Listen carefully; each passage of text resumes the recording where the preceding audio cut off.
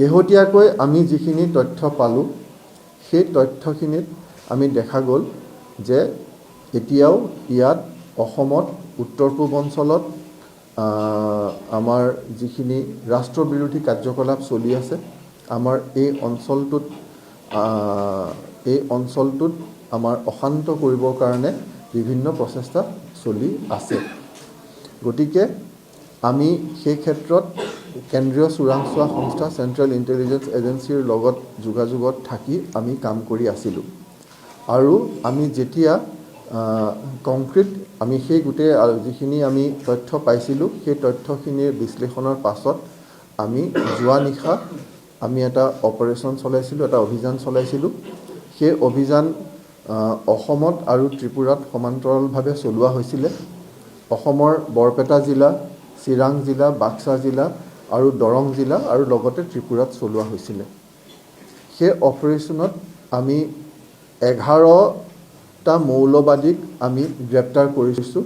এই 11টা মৌলবাদীৰ 10টা অসমত গ্ৰেপ্তাৰ কৰা হৈছে আৰু এটা গ্ৰেপ্তাৰ কৰা হৈছে ত্ৰিপুৰাত।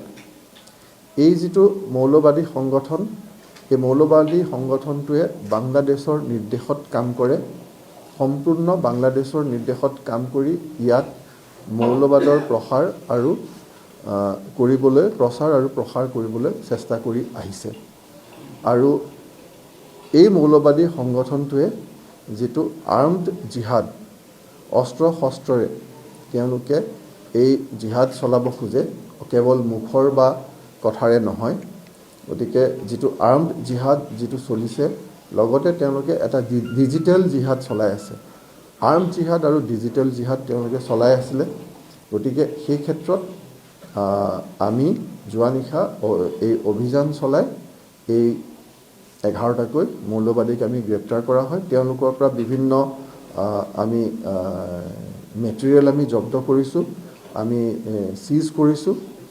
ইয়াত ইণ্টাৰেষ্টিংলি তেওঁলোকৰ তাত তেওঁলোকে পইচা ইয়াত তুলিও বাহিৰলৈ পঠাইছে।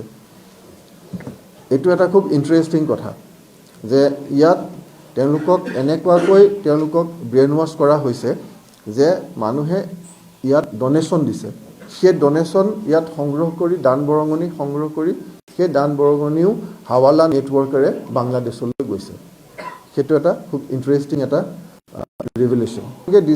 ডিজিটেল তেওঁলোকে যিটো জিহাদটো অকল কাৰোবাক এটেক কৰিবলেই নহয়, জিহাদৰ কাৰণে এটা নেটৱৰ্ক কৰিব লাগিব। সেই গোটেই নেটৱৰ্কটো সৃষ্টি কৰিবৰ কাৰণে যিটো ষ্ট্ৰাকচাৰ লাগে, যিটো নেটৱৰ্ক লাগে, তেওঁলোকে ডিজিটেল প্লেটফৰ্মবিলাকক এক্সটেনচিভলি ইউজ কৰিছে। তেওঁলোকে সাধাৰণতে যিখিনি ভিতৰুৱা অঞ্চল আছে সেই ভিতৰুৱা অঞ্চলত তেওঁলোকে যুৱক চামক তেওঁলোকে টাৰ্গেট কৰিছে। সেইটো এটা আনাদাৰ চিন্তা কৰিবলগীয়া কথা যে যুৱ চামক তেওঁলোকে টাৰ্গেট কৰিছে, তেওঁলোকক ব্ৰেইন ৱাছ কৰিছে, তেওঁলোকক ব্ৰেইন ৱাছ কৰি ইয়ালৈ আনিছে। তেওঁলোকে ভিডিঅ' কৰে। ভিডিঅ'ত মানে তেওঁলোকে এটা শপত বাক্য পাঠ কৰে ভিডিঅ'ত। সেই ভিডিঅ' বাংলাদেশলৈ যায়। বাংলাদেশত গৈ সেই ভিডিঅ' চাই তাৰ পাছত তেওঁলোকক ইয়াত